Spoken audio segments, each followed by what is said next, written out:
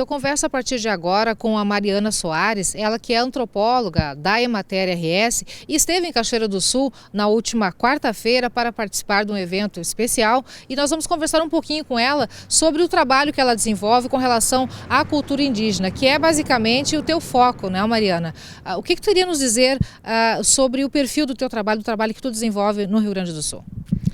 A Emater RS Ascar, né, é uma instituição oficial de assistência técnica e extensão rural, e a partir do final dos anos 90 teve o desafio de atuar junto aos povos indígenas, já que historicamente a instituição trabalhou junto aos agricultores familiares tradicionais.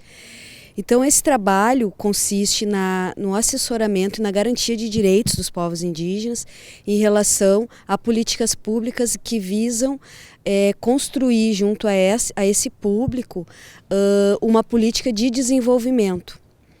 E aí o grande desafio da Emater é como construir, né, esses projetos com os povos indígenas, de maneira que, a partir do que eles pensam que seja um desenvolvimento, o que a gente conceitua como um bem viver, que difere da nossa sociedade, uma vez que se trata de uma cultura diferenciada.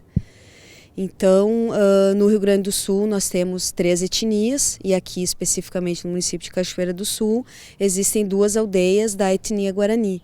Então a Emater RS Ascar do Municipal de Cachoeira do Sul vem desenvolvendo esse trabalho de construção, né, onde pensa projetos que envolvem atividades agrícolas e não agrícolas, porque o Guarani tradicionalmente é um povo horticultor, né, possui um sistema próprio de agricultura, e atividades que possam gerar alguma renda, né, no sentido de que a comunidade possa se estruturar e viver de acordo com o que ela considera, né, que seja a sua melhor forma.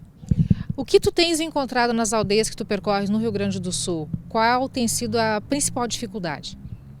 Acho que a maior demanda dos povos indígenas é pela garantia de suas terras.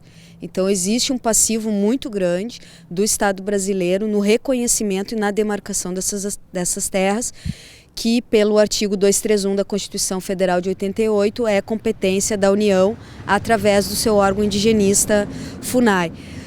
Essa comunidade Guarani, só para você ter uma ideia, viveu 27 anos à beira da margem da rodovia BR-290. E hoje, né, desde o ano passado, existe uma comunidade que foi assentada pelo governo do estado numa área que não tem ainda condições ambientais e também condições, eles precisam de uma política pública estruturante que possa dar condições de construção de moradia, área de agricultura, enfim, que eles possam viver e constituir a sua aldeia ali dentro dessa área. Então, há uma necessidade de políticas públicas efetivas para as comunidades indígenas. Essa questão de os municípios terem políticas públicas direcionadas aos indígenas já é garantida por lei, né? Sim. A grande confusão é que, bom, até a Constituição Federal de 88, a questão indígena, ou problema indígena, ele sempre era remetido ao órgão indigenista. Porque até 1988 os índios são considerados incapazes e, portanto, eles necessitavam da tutela do Estado através do órgão indigenista. A partir de 88, quando se rompe a tutela, a questão indígena ela não é responsabilidade somente da União.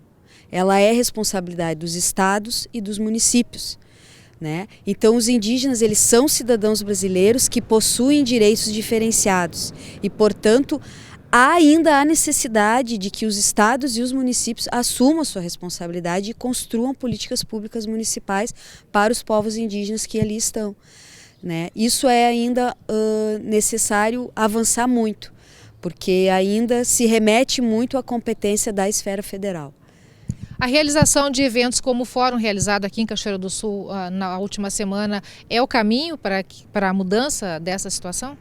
Com certeza. Inclusive, parabenizar a iniciativa, né, da Prefeitura Municipal, do Poder Municipal local, porque é com momentos como esse, que estão aí lideranças indígenas, entidades que têm atribuição, né, e responsabilidade do atendimento dos povos indígenas, e a vontade dos gestores municipais, né, que tem que romper a sua vontade, mas assumir a sua responsabilidade, vai fazer com que se construa uma política conjunta e ação conjunta, né? Atribuindo responsabilidades, mas unindo forças para um bem maior, que é a melhoria da qualidade de vida das famílias indígenas. Mariana, hoje em dia a questão do choque cultural ainda é muito grande?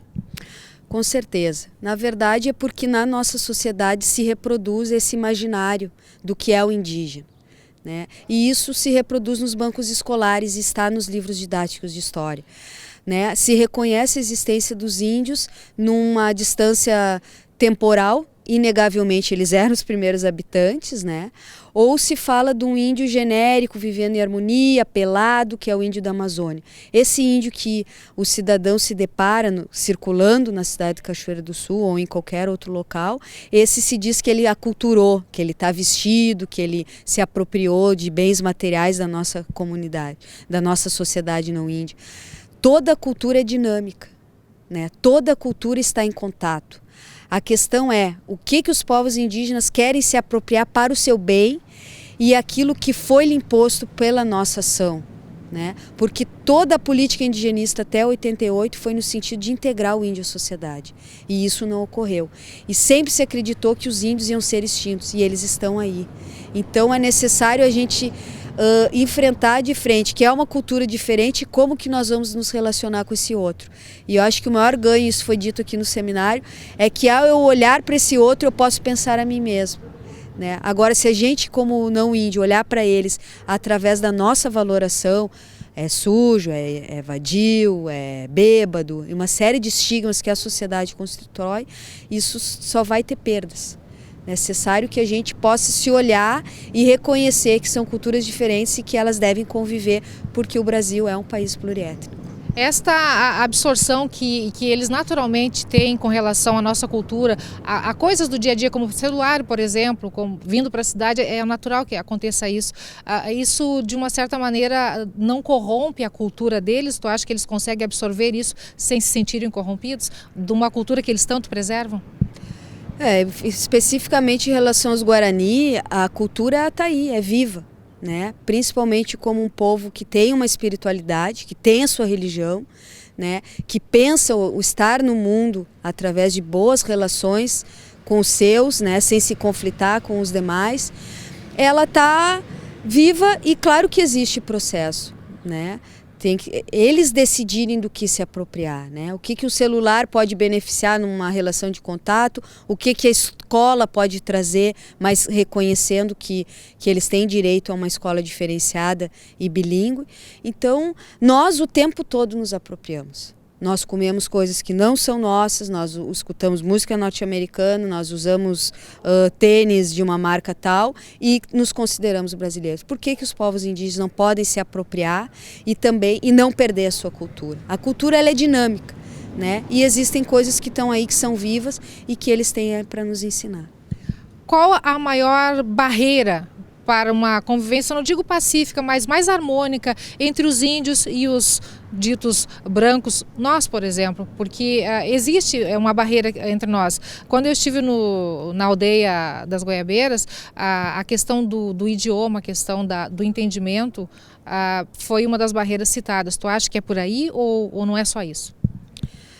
A barreira é a gente poder se reconhecer e se respeitar. E a partir disso, nessa fronteira, que é cultural, poder dialogar e construir algo que é comum a nós, né? A língua, né, ela justamente mostra que é uma cultura diferente, ter as suas sementes tradicionais do milho, que faz a comida tradicional, uma série de questões que tem, né, na cultura guarani, é nós poder se respeitar e saber qual o limite, né? E aquilo que é preciso construir, que eles dependem de nós não índios e nós não índios também dependemos deles. Para nós finalizarmos, Mariana, que mensagem tu gostaria de deixar para o nosso telespectador com relação a tudo isso que nós conversamos aqui?